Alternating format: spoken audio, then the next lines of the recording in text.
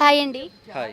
ఇప్పుడు మనకి 2 నెలల్లో ఏపీలో ఎలక్షన్స్ అయితే ఉన్నాయి. నెక్స్ట్ ఏ ప్రభుత్వం వస్తే బాగుందని మీరు ఎక్స్‌పెక్ట్ చేస్తున్నారు? నెక్స్ట్ ఖచ్చితంగా సిబిఎన్ చంద్రబాబు నాయుడు వస్తేనే బాగుంటుంది అని మేము అనుకుంటున్నాము. అంటే ఇప్పుడు టీడీపీ పార్టీలో జూనియర్ ఎన్టీఆర్ ఏమైనా జాయిన్ అయ్యే అవకాశాలు ఉన్నాయి అనుకోవచ్చా? లేదు, అతను ప్రజెంట్ ఓన్లీ సినిమాల మీదే కాన్సన్ట్రేషన్ చేస్తున్నాడు కానీ పార్టీలకు సంబంధించి చాలా దూరంగా ఉంటున్నాడు. కాబట్టి నెక్స్ట్ ఎలక్షన్స్లో కూడా అతను మ్యాక్సిమం రాకపోవచ్చు.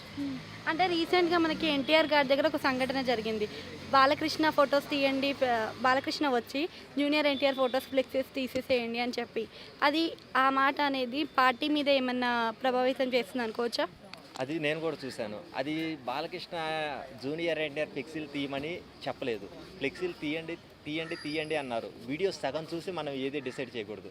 ఫుల్ క్లారిటీగా మొత్తం వీడియో చూస్తేనే అది క్లారిటీ వస్తుంది. అసలుకి ఎవరు ఫోటో ఎవరు తీయమన్నారు అని.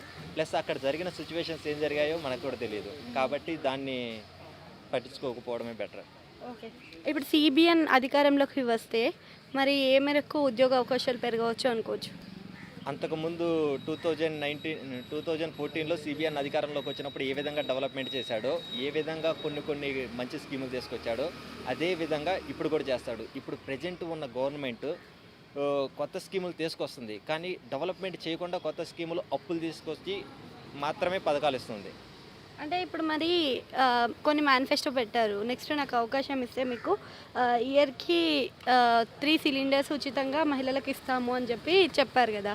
సో మరి అలాంటివి ఇస్తే ఇప్పటికే రాష్ట్రం అప్పుల్లో ఉందంటున్నారు. మరి అప్పుడు ఇంకా అప్పులు కాదా? ఇంకా అప్పులు అవుతుంది. ఇప్పుడు ఫ్రీ బస్ పెడతానన్నారు. ప్లస్ కొన్ని స్కీములు ఇంకా గెలవాలంటే ఇంకా స్కీములు పెట్టకపోతే గెలవట్లేదు. ఫస్ట్ కొంత పర్సన్స్ ఎడ్యుకేటెడ్ పీపుల్ కొంత ఏంటంటే ఏం చేస్తున్నారు అనేది ఆలోచిస్తారు. కానీ కొంతమంది యాక్చువల్గా మాది కూడా విలేజెస్లో ఉన్న వాళ్ళు ఏంటంటే మాకు సొంత బెనిఫిట్ ఏమొస్తే బాగుండిద్ది, ఓన్ బెనిఫిట్ చూస్తారు తప్ప రాష్ట్రం benefit plus next future generation ఎలా ఉంటుంది అనేది ఆలోచించరు.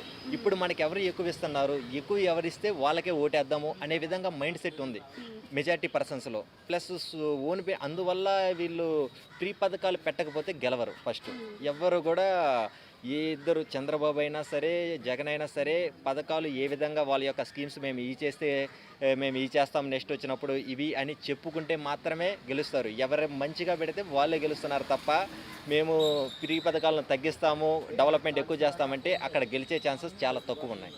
Thank you. Thank you.